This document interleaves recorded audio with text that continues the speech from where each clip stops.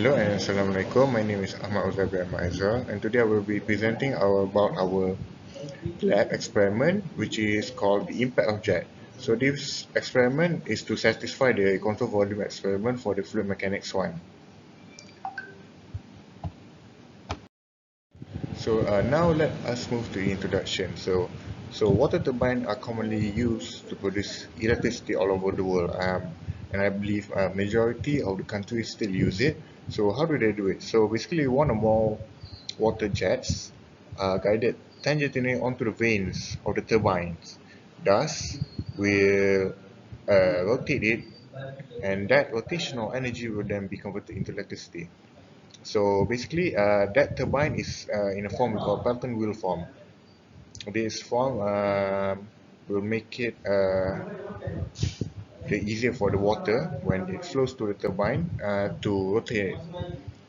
So the water effect on the vane causes torque on the wheel, thus creates why it rotates when the water hits it and it develops strength. So now we are here to understand how the deflection of the jet produces a force on the bucket and how the force is related to the momentum of the flow in order to predict the performance of the Pelton wheel and decide its optimal rotational speed. Now let us look at the objectives of the experiment.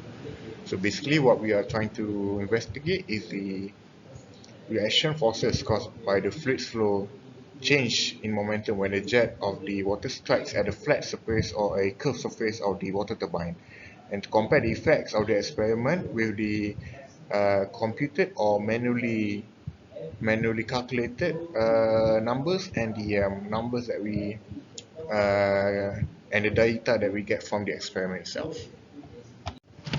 Now let us move to the experiment setup. So basically we have the list of apparatus as you can see on my slide here. So we have 9 apparatus that are required for this experiment. So the first is the nozzle. So basically the nozzle is where the jet or the water stream will be produced at a very high velocity. Next is the jockey weight, and then we have a transparent cylinder that we'll use to house the water itself. We have a spring, we have an inlet pipe to allow water to flow into the system. We have a nut screw, weight pen, target plate, and a level gauge. So that is all for the processes that we are required to have in order to perform this experiment.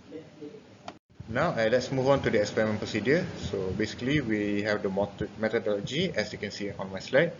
So first, the apparatus is first, everything is brought to balance the original position. So during this time, please take note of the weight of the jockey and the font dimension. So the diameter of the nozzle, the height of the vane, uh, when above the tip of the nozzle, when the lever is balanced, the distance from the pivot of the lever to the center and to the vane, center of the vane. Sorry. Then we supply the water. So the water is made through the supply valve, which will go inside the experiment to the inlet valve, and then the flow rate of the water will be increased to the maximum. Next, the force on the vane displaces the lever, which is then restored to its balance position by sliding the jockey weight along the lever. So the mass flow rate is then established by collection of the water over a time interval. So then we should make further observation to reduce the number of reducing fluid. So about 8 readings of the experiment should suffice. So this is our result table. So as you can see, we have the nozzle diameter that we have to take note. And then from the nozzle diameter, we have to know that the applied weight in Newton or in kg. Then we have to take note of the flow rate, which is with the symbol Q, which is the unit is meter cube per second. Then the velocity V at meter per second.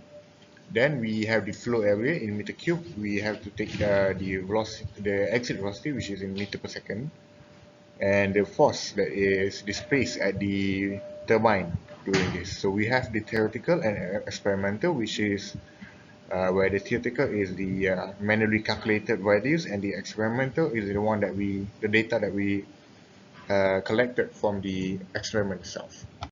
So to conclude my experiment, so the experiment to investigate the impact of jet and direction forces produced has been successful. So from the experiment result, we can see that as the volumetric flow rate Q increase, the